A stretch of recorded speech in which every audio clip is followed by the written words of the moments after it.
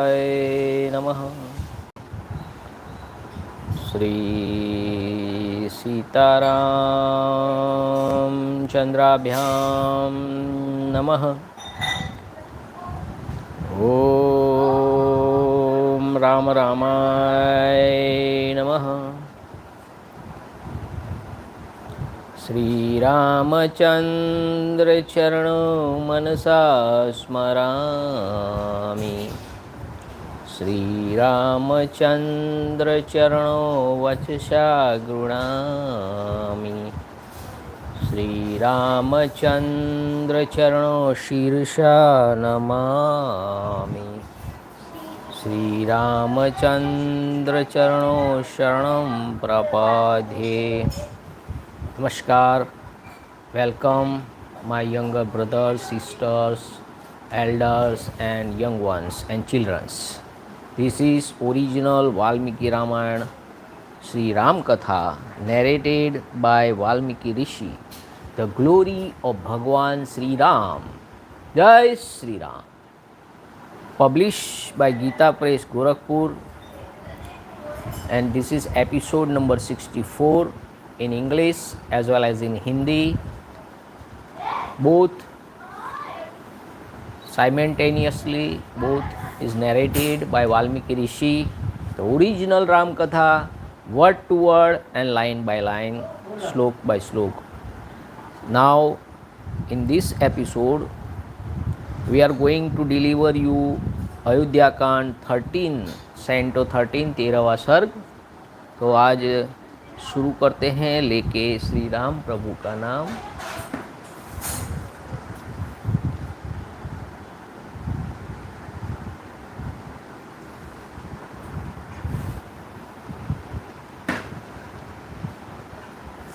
चलिए शुरू करते हैं श्री राम प्रभु का नाम लेके आज का एपिसोड नंबर 64, 13वां सर्ग।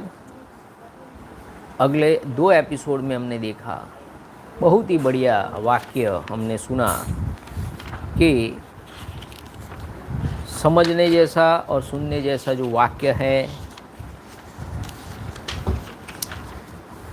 तपस्वी पुरुष कहते हैं कि सत्य बोलना सबसे श्रेष्ठ धर्म है।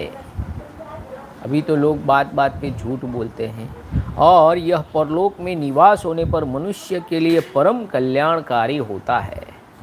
और दूसरा हमने अगले एपिसोड में देखा कि जो कौशल्या थी, राम की माता जी, उनके लिए दशरथ राजा ने कहा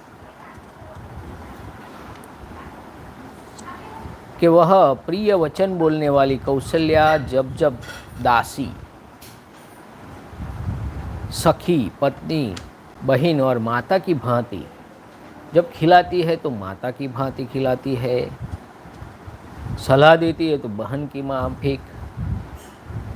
सब गुण इंग्लिश में नरेट किए हैं। बहुत ही बढ़िया श्लोक है कि मैंने तुम्हें सत्कार पाने योग्य थी, पर मैंने ही ये कैकेयी के कारण कौशल्या को अन्याय किया है। तो जीवन में ऐसा होता है, किसी के कारण किसी और को अन्याय होता है और स्त्रियों के लिए बहुत ही बड़ी बात होती है। तो आज के एपिसोड में क्या कुछ नया सीखने को मिलता है, देखते हैं। लेके श्री राम प्रभु का नाम। जय श्री राम। एपिसोड नंबर 64, सर्ग नंबर 13वां, राजा का विलाप और कैकेयी से अनुनय विनय। अभी भी अनुनय विनय कर रहे हैं। राजा ऐसा सोचते हैं कि अभी भी कैकेयी मान जाए तो उनको राम को वन में न भेजना पड़े, पर देखते हैं आगे क्या होता है। महाराज दशरथ उस अयोग्य और अनुचित अवस्था में पृथ्वी पर पड़े थे और उस समय वे पुण्य समाप्त होने पर देवलोक से भ्रष्ट हुए राजा ययाति के समान जान पड़ते थे। उनकी वैसी दशा देख अनर्थ की साक्षात मूर्ति कैकेयी, जिसका प्रयोजन अभी तक सिद्ध नहीं हुआ था, जो लोकापवाद का भय छोड़ चुकी थी और श्री राम से भरत के लिए भय पे देखती थी। पुनः उसी वर के लिए राजा को संबोधित करके कहने लगी। त्रयोदशः सर्ग Canto 13 further fermented by Kaikai through her importunity to have the boons granted by the emperor implemented, the latter piteously wails his lot and reproaches her. The sun having set in the meanwhile, the emperor continues till the following morning his solicitations to Kaikai to allow Ram to be installed as a prince regent, but Kaikai remaining adamant, the king in his extreme anguish of mind sinks down unconscious on the floor and regaining his consciousness stop all music pertaining to the occasion of the king's quitting his bed. The dauntless queen Kaikai, dauntless यानी अयोग्य, जो अनर्थ की साक्षात मूर्ति कहते हैं उसको dauntless queen Kaikai, who was evil incarnate, nay, whose object had not yet been accomplished, and who scanted mischief to Bharat in Ram's installation, once more addressed the same good monarch who did not deserve such callous behavior from the queen and was lying in an unseemly manner like a yayati fallen from the heaven on the execution of his merit that had earned him a dwelling in heaven. महाराज, आप तो डिंग मारा करते थे कि मैं बड़ा सत्यवादी और दृढ़ प्रतिज्ञ हूँ, फिर आप मेरे इस वरदान को क्यों हजम कर जाना चाहते हैं? You brag, O monarch, that you are virtuous and faithful to your vows, yet wherefore do you seek to withhold the aforesaid boons standing to my credit?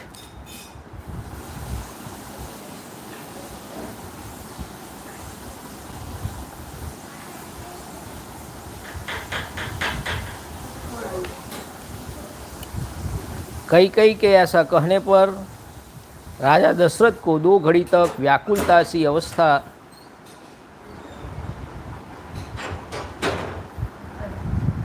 रहे। तत्पश्चात कुपित होकर उसे इस प्रकार उत्तर देने लगे। Scolded thus by Kaikai on that occasion, King Dashrath remained unconscious as it were for an hour or so, and then angrily replied as follows: ओ नीच, तू मेरी शत्रु है। नरश्रेष्ठ श्री राम के वन में चले जाने पर जब मेरी मृत्यु हो जाएगी, उस समय तू सफल मनोरथ होकर सुख से रहना। Alas, when I was breathed my last on Ram, as well among men, having left for the woods, rejoice with your wish fulfilled, O unworthy woman, inimical to me. हाय, स्वर्ग में भी जब देवता मुझसे श्री राम का कुशल समाचार पूछेंगे, उस समय मैं उन्हें क्या उत्तर दूंगा? यदि कहूँ उन्हें वन में भेज दिया, तो उसके बाद वे लोग जो मेरे प्रति धिक्कारपूर्ण बात कहेंगे, उसे कैसे सह सकूँगा? इसके लिए मुझे बड़ा खेद है।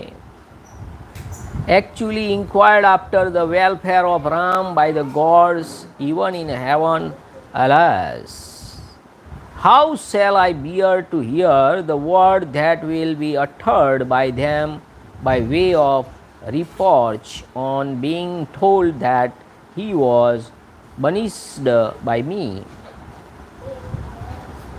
कैकई का प्रिय करने की इच्छा से उसके मांगे हुए वरदान के अनुसार मैंने श्री राम को वन में भेज दिया। यदि ऐसा कहूँ और उसे सत्य बताऊं तो मेरी वह पहली बात असत्य हो जाएगी जिसके द्वारा मैंने राम को राज्य देने का आश्वासन दिया है। If I tell them this fact that Ram was exiled by me to the forest, eager as I was to oblige Kaikai yourself, the other announcement made by me about installing Ram as a prince regent will turn out to be false. In any case, I cannot escape being censured by the gods for falling back upon my words.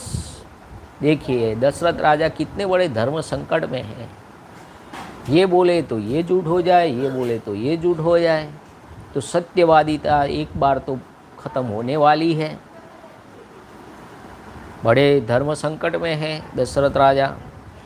मैं पहले पुत्रहीन था, फिर महान परिश्रम करके मैंने जिन महातेजस्वी महापुरुष श्री राम को पुत्र रूप से प्राप्त किया है, उनका मेरे द्वारा त्याग कैसे किया जा सकता है। In the person of the highly glorious Ram, an eminent son was procured with great exertion by me. Issueless as I was, how can I be forsaken by me? जो शूरवीर है, विद्वान हैं, क्रोध को जीतने वाले हैं और क्षमापरायण है, उन कमल नयन श्री राम को मैं कैसे देश निकाला दे सकता हूँ।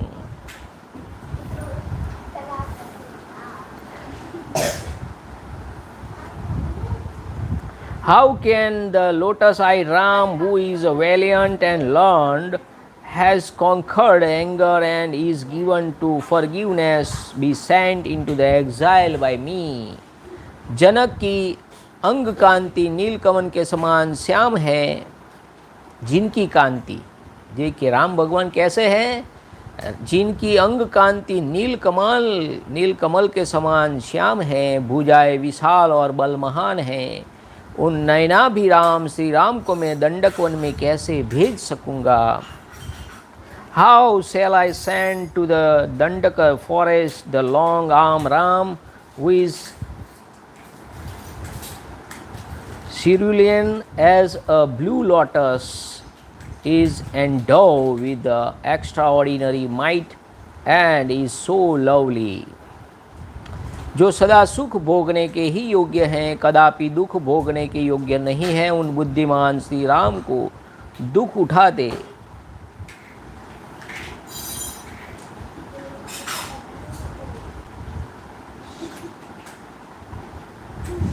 मैं कैसे देख सकता हूँ।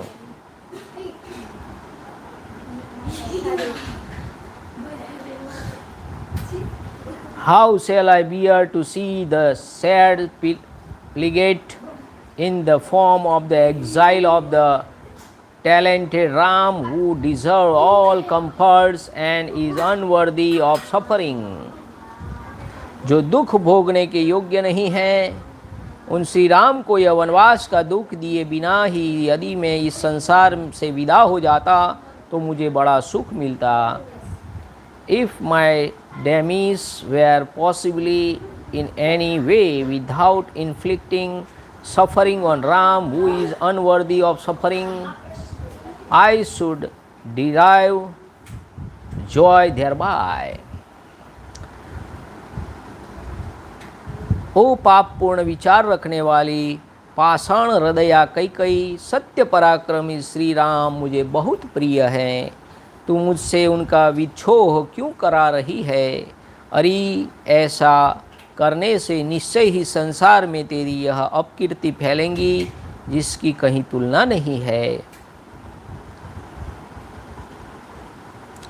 O hard-hearted Kaikai of sinful resolve, why do you place my darling Ram in an unwelcome predicament? इस प्रकार विलाप करते करते राजा दशरथ का चित्त अत्यंत व्याकुल हो उठा। इतने में ही सूर्यदेव अस्ताचल को चले गए और प्रदोष काल का समय आ पहुंचा। वह 3 पहरों वाली रात यद्यपि चंद्रमंडल की चारु चंद्रिका से आलोकित हो रही थी, तो भी उस समय आर्त होकर विलाप करते हुए राजा दशरथ के लिए प्रकाश या उल्लास न दे सकी। बूढ़े राजा दशरथ निरंतर गर्म उच्छ्वास लेते हुए आकाश की ओर दृष्टि लगाए आर्त की भांति दुखपूर्ण विलाप करने लगे। नक्षत्र मालाओं से अलंकृत कल्याणमयी रात्रि देवी, मैं नहीं चाहता कि तुम्हारे द्वारा प्रभात काल आ जाए। मुझ पर दया करो, मैं तुम्हारे सामने हाथ जोड़ता हूँ।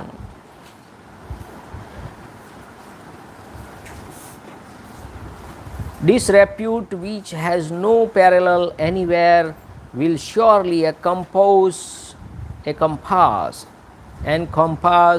you on all sides. While he was wailing as aforesaid, his mind being utterly confused, the sun sank below the horizon and the night set in. That night, graced as it was, what the orb of the moon did not at that moment illumine the heart of the distressed and the wailing monarch. Hurtful. The word sarvari, used in the verse as a qualification for the night, is derived from the root shru, the hurt of the destroy. To hurt or destroy, that is shru. Survari. As it was by shining dolefully all through the night, the aged King Dashrath piteously wailed like an ailing man, his eyes directed towards the heaven. He said, O night, embellished with star, I do not wish you to be converted into dawn, for Ram will have to be exiled as soon as the day dawns.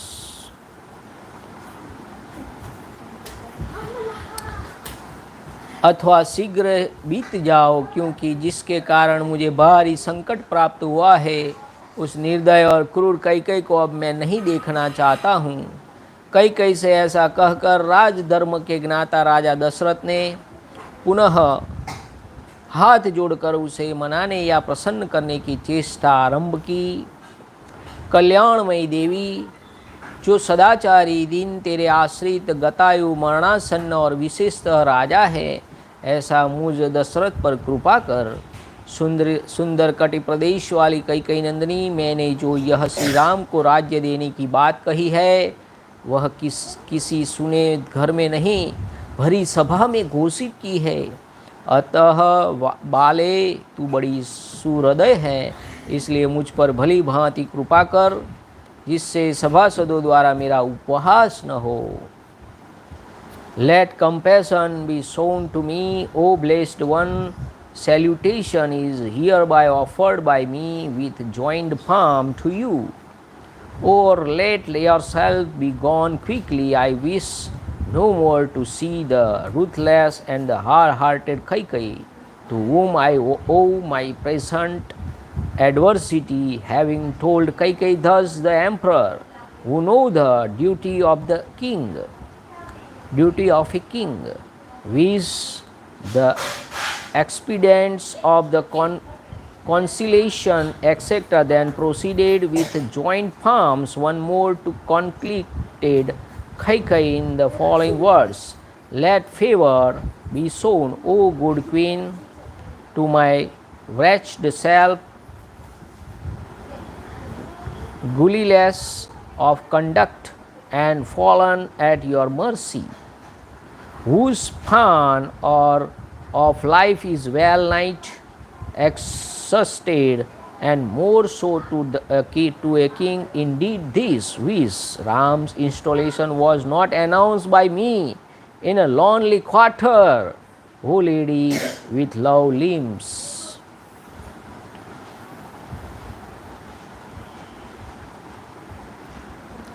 देवी प्रसन्न हो जाओ, कजरारे नेत्र प्रांत वाली प्रिय, मेरे श्री राम तेरे ही दिए हुए इस अक्षय राज्य को प्राप्त करे। इससे तुझे उत्तम यश की प्राप्ति होगी। पृथुल नितंब वाली देवी, सुमुखी सुलोचने, यह प्रस्ताव मुझको, श्री राम को, समस्त प्रजावर्ग को, गुरुजनों को तथा भरत को भी प्रिय होगा, अतः इसे पूर्ण कर। Shown abundant grace to me, O young lady, kind-hearted as you are. Be gracious to me. Let my Ram inherit the everlasting kingship granted by you. O fair-eyed queen, you will thereby attain the highest renown. Do this kindness to me, to Ram, to the people, to our elders, Vashistha and others, as well as to the Bharat, O lady with a well proportioned limb and a charming countenance and eyes. बान पानी आपो। राजा के हृदय का भाव अत्यंत शुद्ध था। उनके आंसू भरे नेत्र लाल हो गए थे और वे दीन भाव से विचित्र करुणाजनक विलाप कर रहे थे। किंतु मन में दूषित विचार रखने वाली निष्ठुर कैकेयी ने पति के उस विलाप को सुनकर भी उनकी आज्ञा का पालन नहीं किया। Even on hearing the piteously worded, doleful wail of her wretched husband Dashrath of guileless mind, guileless यानी निष्ठुर, दूषित विचार, guileless mind, consisting as it did of threats mixed with coaxing, whose eyes had turned coppery through grief and were wet with tears. The hard-hearted queen of malicious intent did not accede to his request. इतनी अनुनय विनय के बाद भी जब प्रिया कैकेयी किसी तरह संतुष्ट न हो सकी और बार बार प्रतिकूल बात ही मुंह से निकालती गई, तब पुत्र के वनवास की बात सोचकर राजा पुनः दुख के मारे मूर्छित हो गए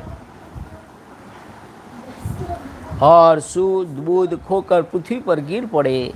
Perceiving his beloved king still unpropitiated and speaking in a hostile strain, insistent as he was on his son's exile, the aforesaid king hereupon fainted once more and full of agony sank down unconscious on the floor. इस प्रकार व्यथित होकर भयंकर उच्छ्वास लेते हुए मनस्वी राजा दशरथ की तरह वह रात धीरे धीरे बीत गई। प्रातःकाल राजा को जगाने के लिए मनोहर वाद्यों के साथ मंगलगान होने लगा, परंतु उन राजा शिरोमणि ने तत्काल मनाही भेजकर वह सब बंद करा दिया। While the high-minded king, who was full of extreme agony, was dolefully sighing, that night stole past, when being awakened by the panegyrists and bards, etc., the said Dashrath, the foremost of the king, stopped the festal music, started with a view to rousing him at the moment. इस प्रकार श्री वाल्मीकि निर्मित आर्ष रामायण आदि काव्य के अयोध्या कांड में 13वां सर्ग पूरा हुआ। इतिहास से श्रीमद् रामायणे वाल्मीकि आदि काव्ये अयोध्या कांडे त्रयोदशः सर्गः संपूर्ण। Thus the end of Canto 13 in the Ayodhyakand of the glorious Ramayana of Valmiki, the work of the Rishi and the oldest epic. Jai Sri Ram. 14वां सर्ग। जय माता जी, जय श्री राम। Anil Chauhan, thank you. कैकेयी का राजा को सत्य पर दृढ़ रहने के लिए प्रेरणा देकर अपने वर को पूर्ति के लिए दुराग्रह दिखाना, महर्षि वशिष्ठ का अंतःपुर के द्वार पर आगमन और सुमंत्र का महाराज के पास भेजना, राजा की आज्ञा से सुमंत्र का श्री राम को बुलाने के लिए जाना।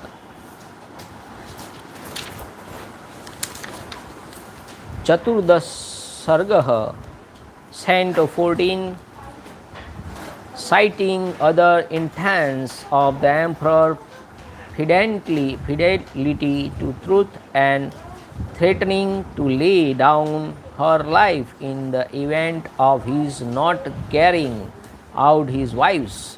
Kaikai insists on his sending Sri Ram into exile at once and does not desist from the purpose even when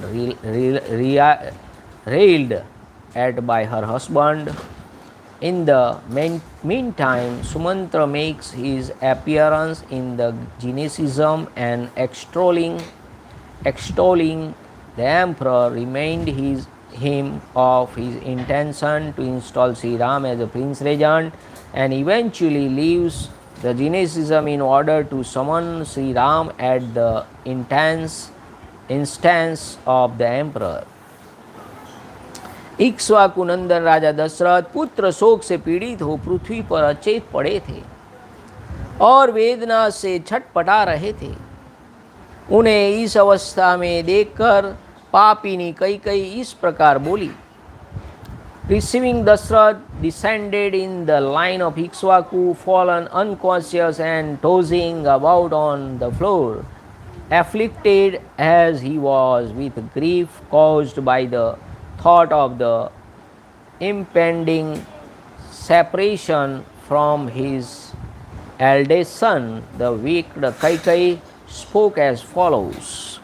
हे महाराज, आपने मुझे 2 वर देने की प्रतिज्ञा की थी और जब मैंने उन्हें मांगा तब आप इस प्रकार सन्न होकर पृथ्वी पर गिर पड़े हैं, मानो कोई पाप करके पछता रहा हो। यह क्या बात है?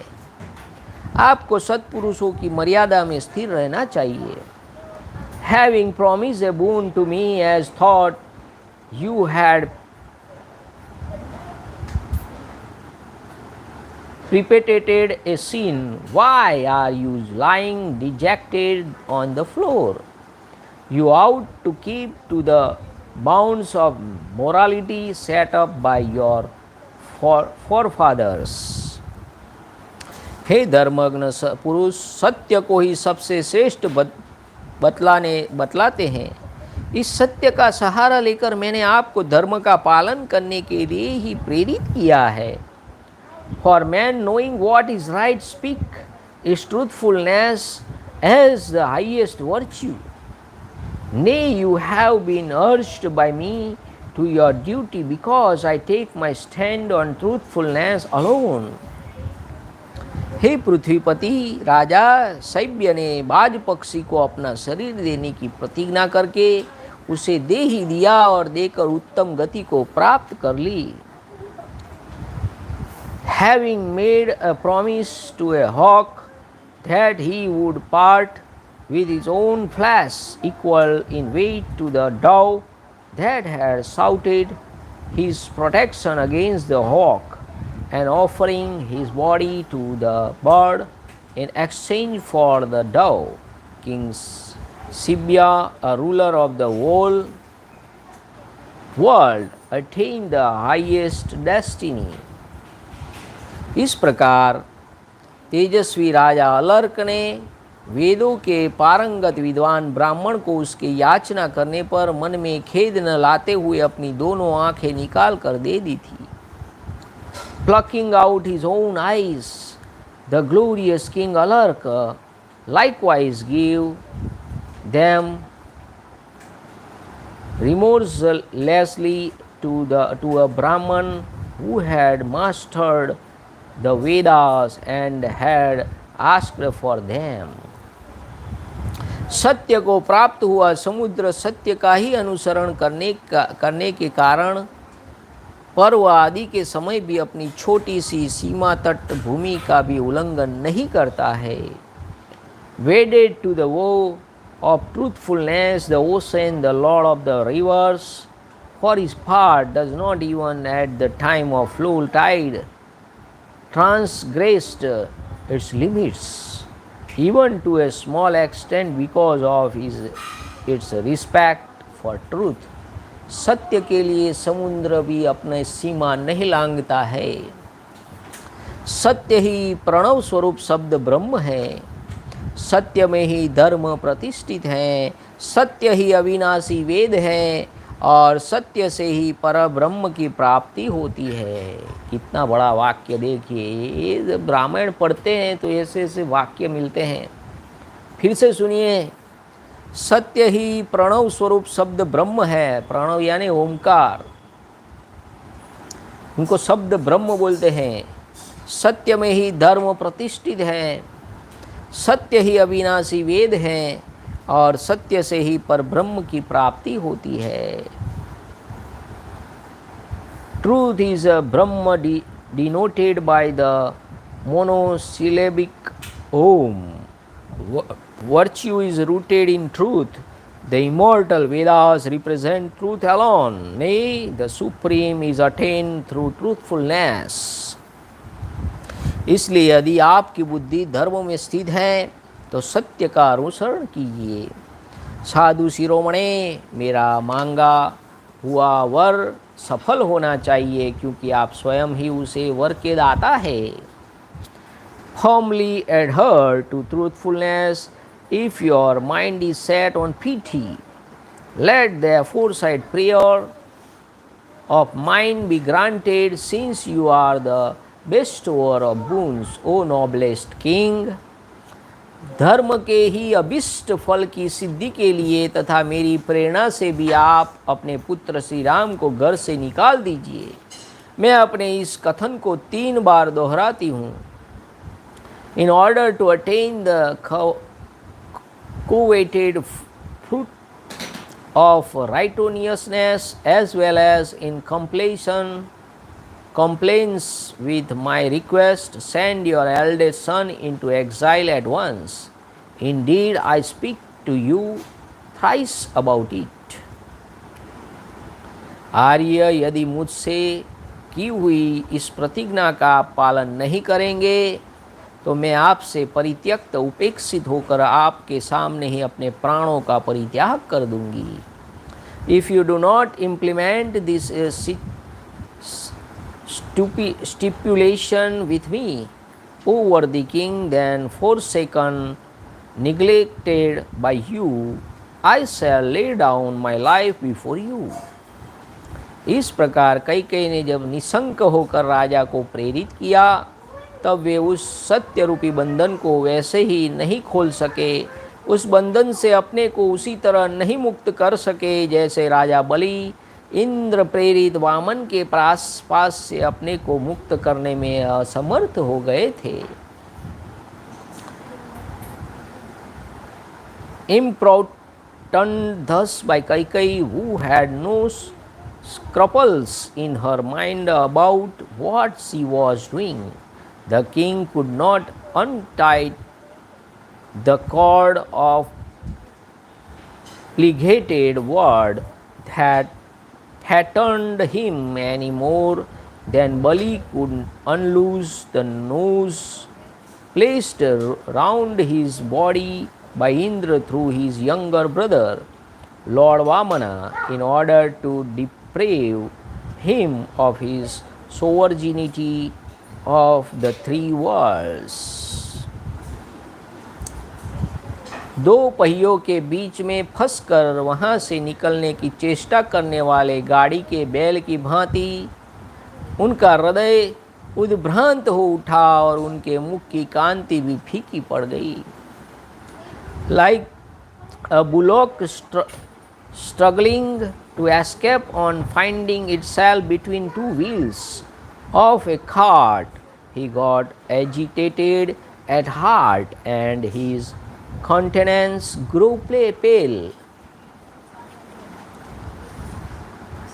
अपने विकल नेत्रों से कुछ भी देखने में असमर्थ से होकर भूपाल दशरथ ने बड़ी कठिनाई से धैर्य धारण करके अपने हृदय को संभाला और कैकेयी से इस प्रकार कहा, unable as it were to see with his made eyes and controlling himself with great difficulty by recourse to fortitude, the king spoke to Kaikeyi as follows, हे पापिनी, मैंने अग्नि के समीप सांगुष्ट के गुरुभ्राणी सौभाग्यवतः हस्तम इत्यादि वैदिक मंत्रों का पाठ करके तेरे जिस हाथ को पकड़ा था उसे आज छोड़ रहा हूँ, साथ ही तेरे और अपने द्वारा उत्पन्न हुए तेरे पुत्र का भी त्याग करता हूँ।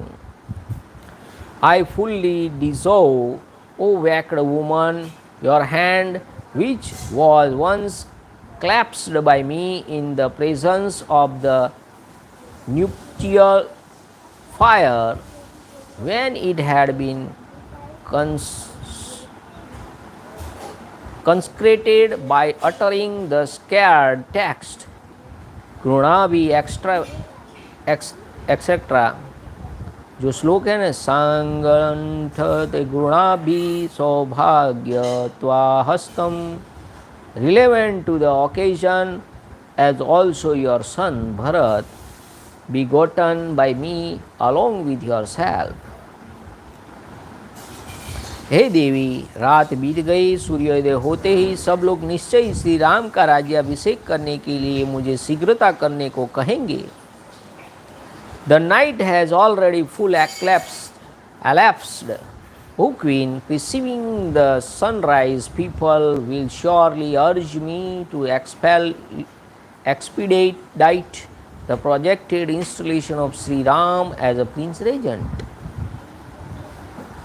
उस समय जो सामान श्री राम के अभिषेक के लिए जुटाया गया है, उसके द्वारा मेरे मरने के बाद श्री राम के हाथ से मुझे जलांजलि दिलवा देना, परंतु अपने पुत्र सहित तू मेरे लिए जलांजलि न देना। But as I am not going to survive any longer, Ram should be made to offer water to me when I have breathed my last by means of the requests for the consecration of Ram collected for the purpose. पापाचारिणी, यदि तू श्री राम के अभिषेक में विघ्न डालेगी तो मुझे मेरे जलांजलि देने का कोई अधिकार न होगा।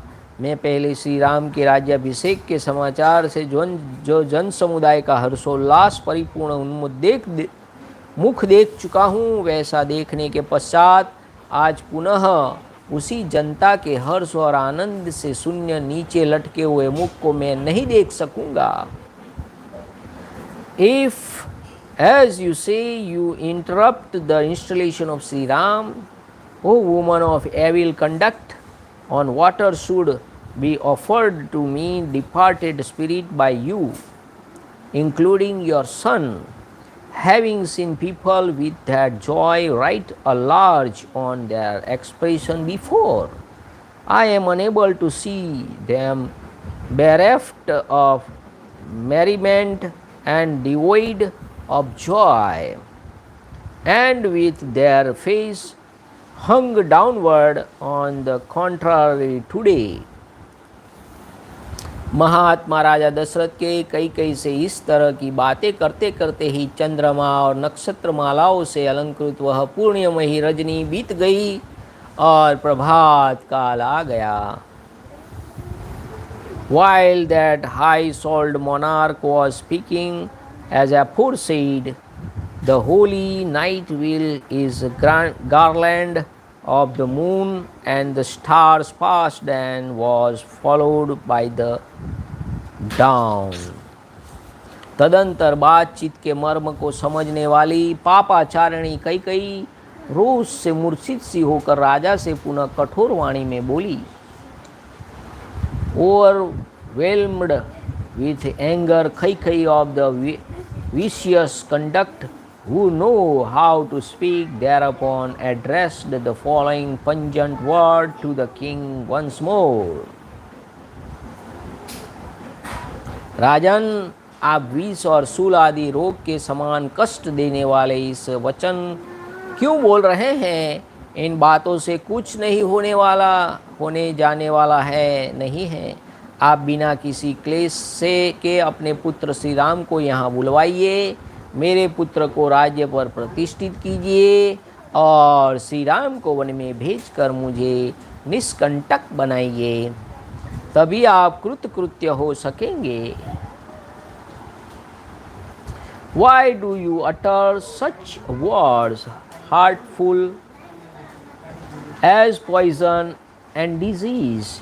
You ought to summon your son Ram here without being agonized.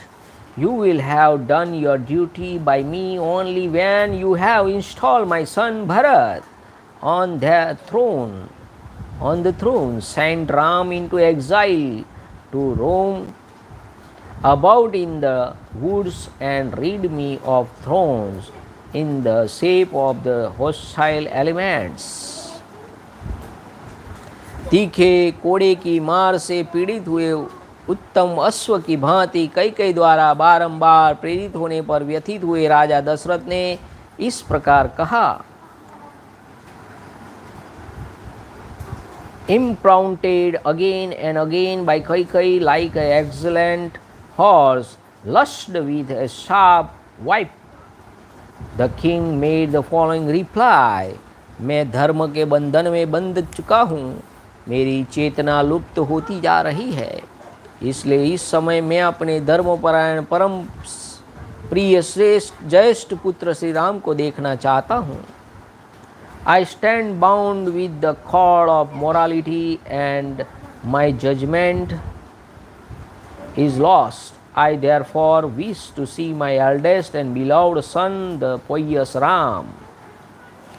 उधर जब रात बीती, प्रभात हुआ, सूर्योदय का उदय हो गया और पुष्य नक्षत्र के योग में अभिषेक का शुभ मुहूर्त आ पहुंचा. उस समय शिष्यों से गिरे हुए शुभ गुण संपन्न महर्षि वशिष्ठ अभिषेक की आवश्यक सामग्रियों का संग्रह करके शीघ्रता पूर्वक उस श्रेष्ठ पुरी में आए.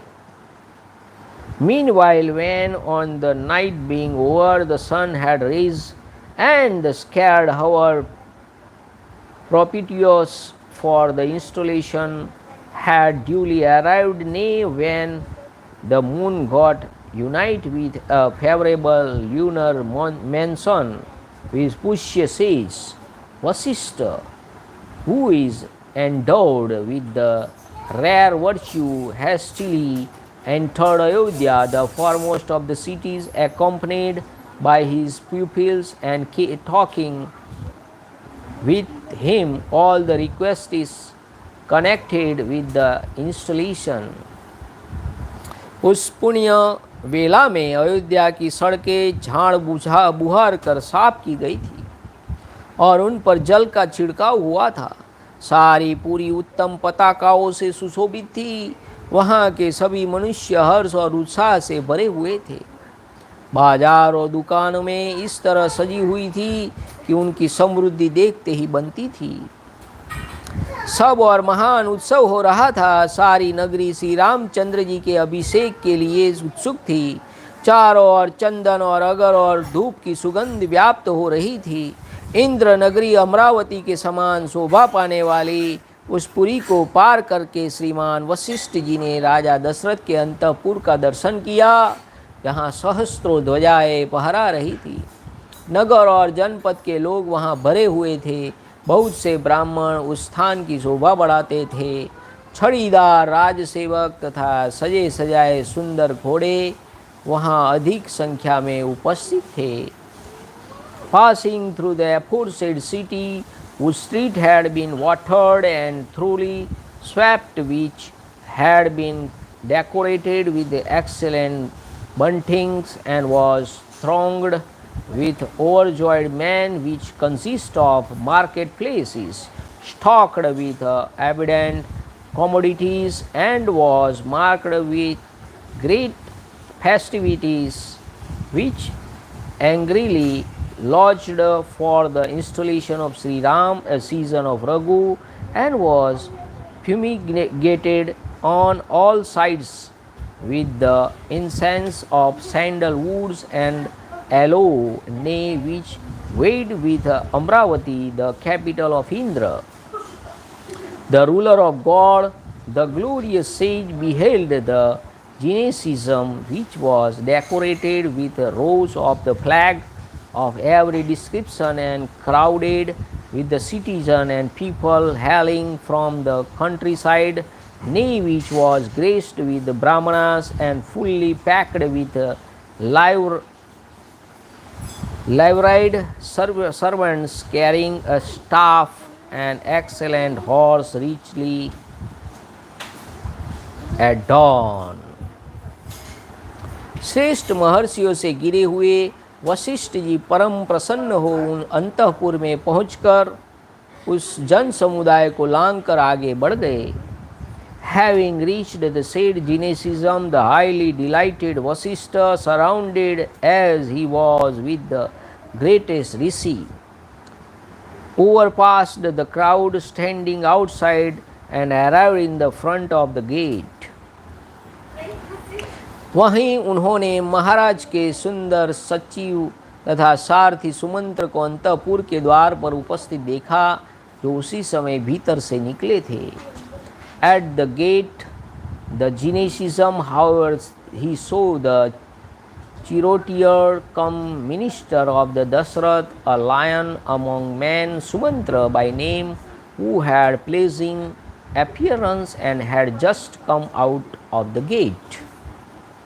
तब महातेजस्वी वशिष्ठ जी ने परम चतुर सूत पुत्र सुमंत्र से कहा, हे सूत, तुम महाराज की को शीघ्र ही मेरे आगमन की सूचना दो. The highly glorious Vasishtha said to that wise son of the charioteer. The word Suta evidently denoted here the son of the Kshatriya through a Brahman wife, his business being that of the bard of charioteer. Brahmanayam Kshatriya Sutah अमर कोश से लिया गया हुआ शब्द है. Please announced at once to his majesty that I have turned up here. उन्हें बताओ कि श्री राम के राज्याभिषेक के लिए सारी सामग्री एकत्रित कर ली गई है. ये गंगा जल से भरे हुए कलश रखे हुए हैं. इन सोने के कलशों में समुद्र से लाया हुआ जल भरा हुआ है. अभी अभी हमारे रामलला का भी 154 समुद्रों का जल लाया गया था अभिषेक करने के लिए. यहाँ सोने के कलश में समुद्र से लाया हुआ जल भरा हुआ है. 156 देश ने अपना जल भेजा है. यह गुलर की लड़की का बना हुआ लकड़ी का बना हुआ भद्रपीठ है जो अभिषेक के लिए लाया गया है. इस पर बिठाकर श्री राम का अभिषेक होगा.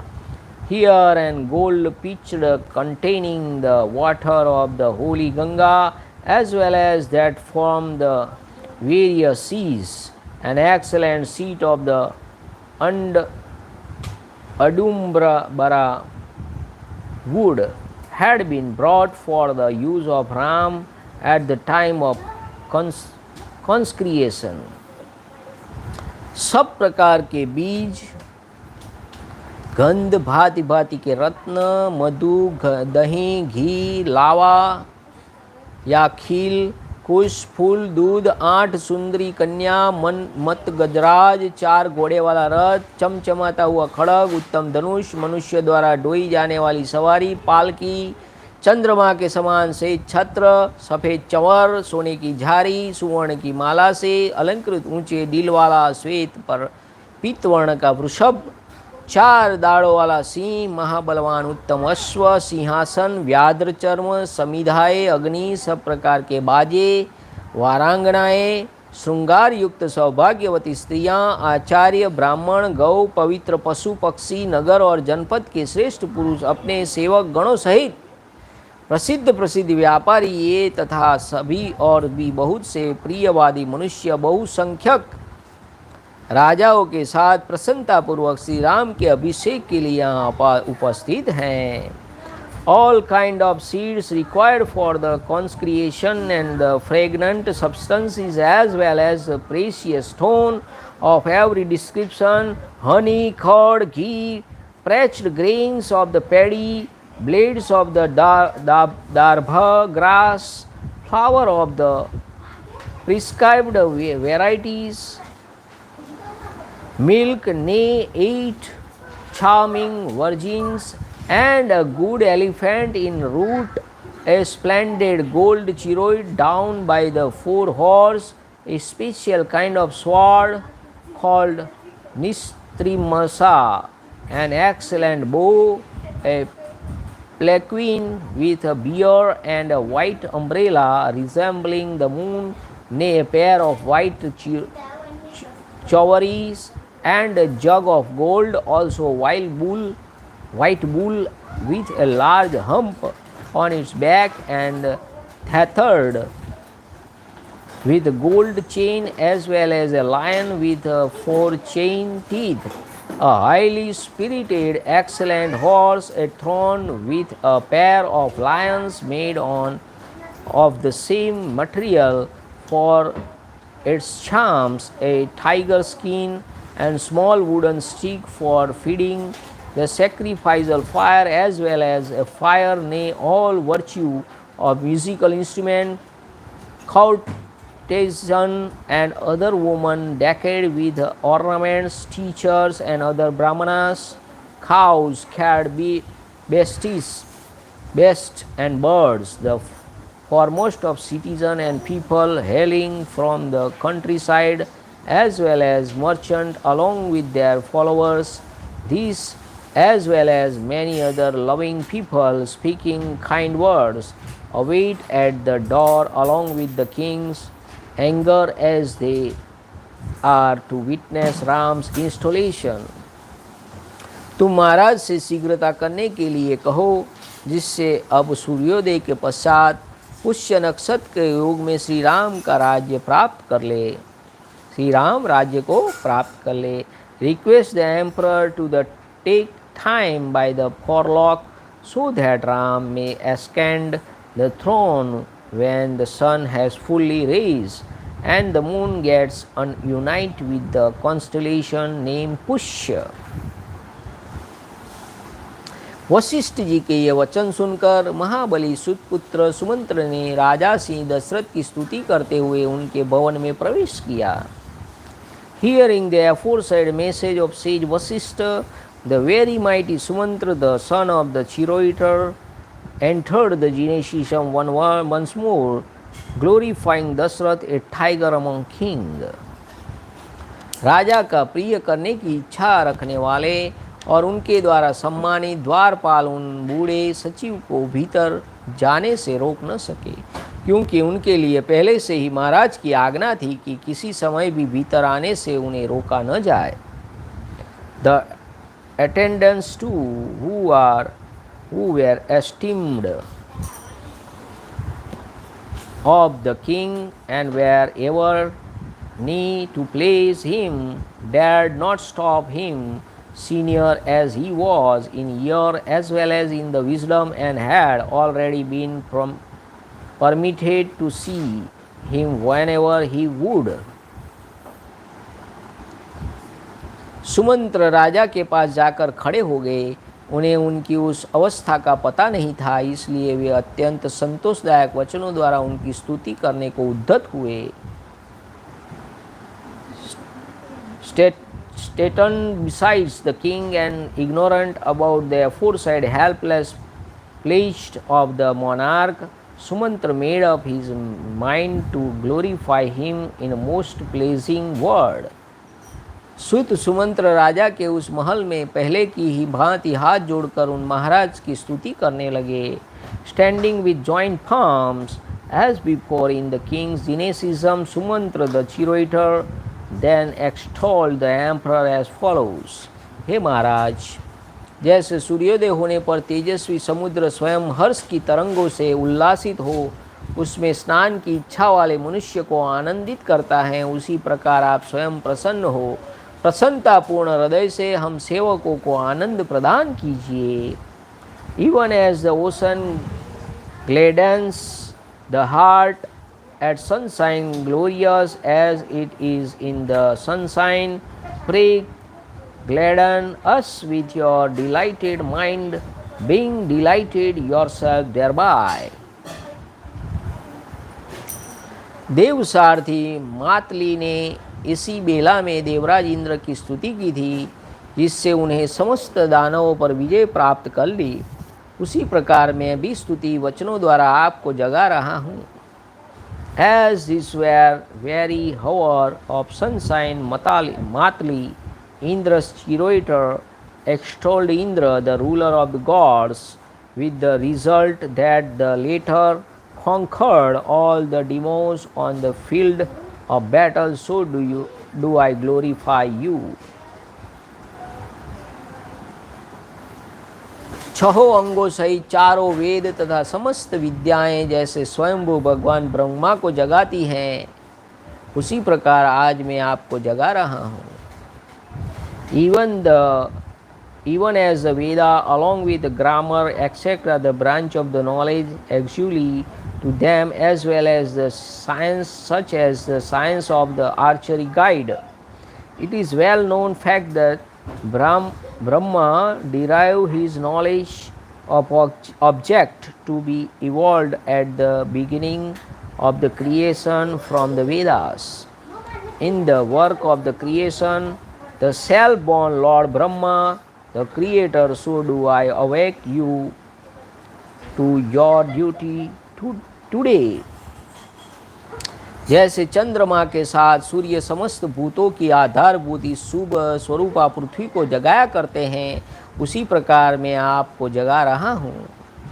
Even as the sun along with the moon arouse the people of the blessed earth which sustain the entire creation, the sun while rising, the moon while setting, so do I arouse you today.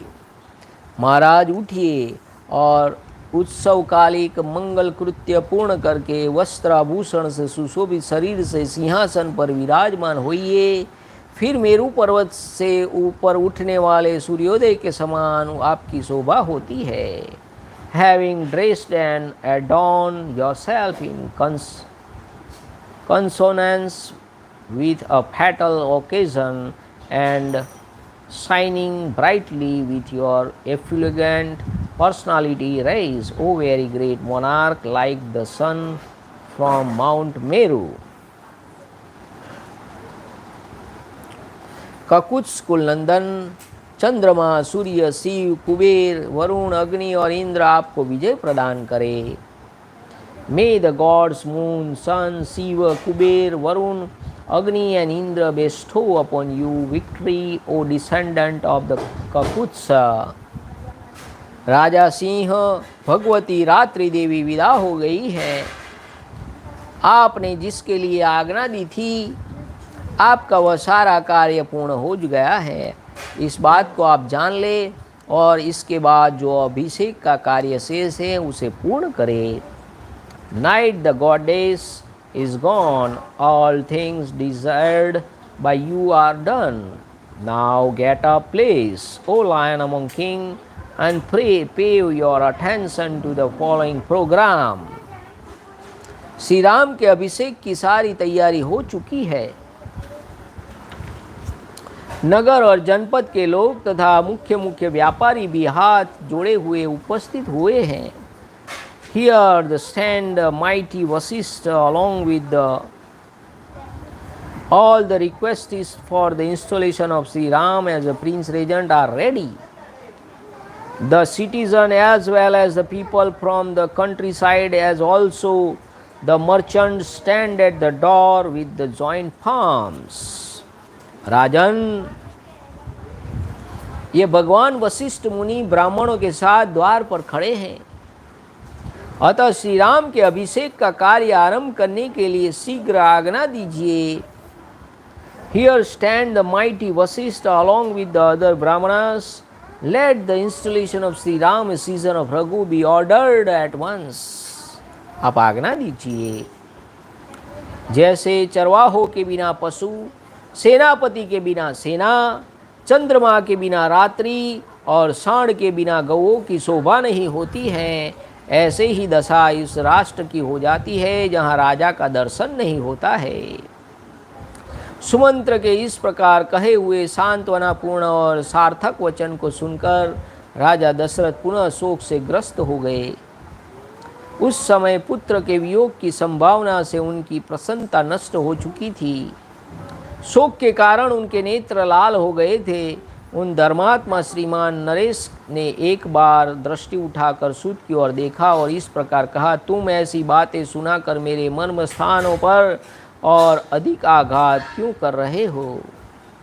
Even as cattle get lost without the keeper, even as an army loses its cohesion without a general, nay, even as a night fulfills its charm without the moon, and cow are unable to clave and yield milk without a bull. A state will meet with a similar fate where the monarch is not to be seen. Hearing his aforesaid significant submission, prefaced with word of consolation, as it were the emperor, lead the ruler of the earth, was overcome with the grief once more, looking up towards the well-known charioteer with eye reddened through grief for his son, the glorious and pious king, whose joy had ended for good.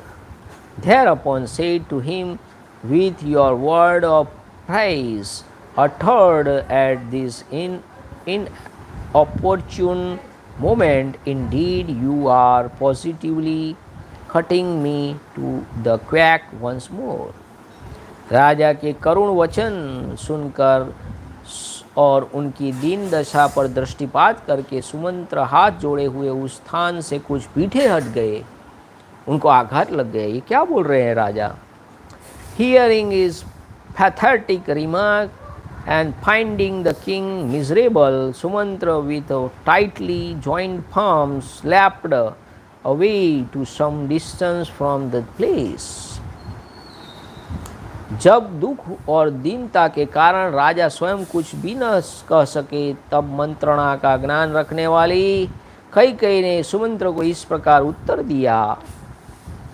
When owing to his immiserable condition the emperor could not speak himself, Kaikai, who was well versed in statecraft, replied on behalf of the emperor to Sumantra as follows. So the tradition goes. Sumantra राजा रात भर श्री राम के राज्याभिषेक जनित हर्ष के कारण उत्कंठित होकर जागते रहे हैं। अधिक जागरण से थक जाने के कारण इस समय उन्हें नींद आ गई है। Completely exhausted due to the uninterrupted wakefulness during the night, impatient as he was through jubilation over the prospect of Sri Ram's installation, the king of Sumantra has fallen asleep. अतः सुत तुम्हारा भला हो, तुम तुरंत जाओ और यशस्वी राजकुमार श्री राम को यहाँ बुला लाओ। इस विषय में तुम्हें कोई अन्यथा विचार नहीं करना चाहिए। Therefore go quickly, O charioteer, and bring the illustrious Prince Ram here. My God bided you, no thought need to be bestowed on this. तब सुमंत्र ने कहा, हे भामिनी, मैं महाराज की आज्ञा सुने बिना कैसे जा सकता हूँ? मंत्री की बात सुनकर राजा ने उनसे कहा, Without hearing the king's command, O queen, how shall I go? Hearing the aforesaid reply of the minister, the king spoke to him as follows. हे सुमंत्र, मैं सुंदर श्री राम को देखना चाहता हूँ, तुम शीघ्र ही उन्हें यहाँ ले आओ। उस समय श्री राम के दर्शन से ही कल्याण मानते हुए राजा मन ही मन आनंद का अनुभव करने लगे। इधर सुमंत्र राजा की आज्ञा से तुरंत प्रसन्नतापूर्वक वहाँ से चल दिए। कैकेयी ने जो तुरंत श्री राम को बुला लाने की आज्ञा दी थी, उसे याद करके वे सोचने लगे, पता नहीं यह उन्हें बुलाने के लिए इतनी जल्दी क्यों मचा रही है। जान पड़ता है श्री रामचंद्र के अभिषेक के लिए यह जल्दी कर रही है। इस कार्य में धर्मराज राजा दशरथ को अधिक आयास करना पड़ता है, शायद इसलिए ये बाहर नहीं निकलते। ऐसा निश्चय करके महातेजस्वी सुत सुमंत्र फिर बड़े हर्ष के साथ श्री राम के दर्शन की इच्छा से चल पड़े। समुद्र के अंतर्वर्ती जलाशय के समान उस सुंदर अंतःपुर से निकलकर सुमंत्र ने द्वार के सामने मनुष्य की भारी भीड़ एकत्र हुई देखी। Sumantra, I should like to see Ram please bring the charming boy at once, and deeming Sri Ram's visit good for the king, the minister rejoiced at heart, and in the obedience to the king command he sailed forth quickly with the delight, urged by Kaikai once more in the meantime to make haste. Sumantra thought eventually, I am goaded to bring Ram quickly with the object of the seeing Ram expeditiously installation as a prince regent. As the pious king feels fatigued on the account of over exertion in that connection and is reluctant to move out, arriving at this conclusion, the highly glorious charioteer Sumantra issued forth once more with great delight from the lovely Genesism, which appeared like a pool in the sea as compared to the whole city, of which it formed only a small part. Coming out, he saw the main entrance crowded with men on the front side. राजा के अंतपुर से सहसा निकलकर सुमंत्र ने द्वार पर एकत्र हुए लोगों की ओर दृष्टिपात किया। उन्होंने देखा बहुसंख्यक पूर्ववासी वहाँ उपस्थित थे और अनेक महाधनी पुरुष राजद्वार पर आकर खड़े थे। Fully emerged out of Genesism all the sudden, and taking note of the officials stationed at the gate, Sumantra saw citizens of the various class collected close to the door and present with abundant riches brought by way of offerings. इस प्रकार श्री वाल्मीकि निर्मित आर्ष रामायण आदि काव्य के अयोध्या कांड में 14वां सर्ग पूरा हुआ। इत्यार्षे श्रीमद् रामायणे वाल्मीकि आदि काव्य अयोध्या कांडे 14 सर्गः संपूर्ण। Thus the end of Canto 14 in the Ayodhyakand of the glorious Ramayana of Valmiki, the work of the Rishi and the oldest epic. Jai Sri Ram. Namah Parvati Pate. Har Har Mahadev. Har. Om Namo Ramchandrai Namah. Shri सीतारामचंद्राभ्यां नमः। ओम राम रामाय नमः। ओम ह्रीं रामाय नमः। ओम श्रीं रामाय नमः। ओम ऐं रामाय नमः। हरे राम राम राम हरे हरे, हरे कृष्ण कृष्ण कृष्ण हरे हरे, हरे राम राम राम हरे हरे, हरे कृष्ण कृष्ण कृष्ण हरे हरे, हरे राम राम राम हरे हरे, हरे कृष्ण कृष्ण कृष्ण हरे हरे, हरे राम राम राम हरे हरे, हरे कृष्ण कृष्ण कृष्ण हरे हरे। सिया राम जय राम सिया राम जय जय सिया राम जय राम सिया राम जय जय सिया राम। रघुपति राघव राजा राम पतित पावन सीताराम। श्री राम जय जय राम श्री राम जय जय राम। जय श्री राम जय श्री राम। जय महाराज।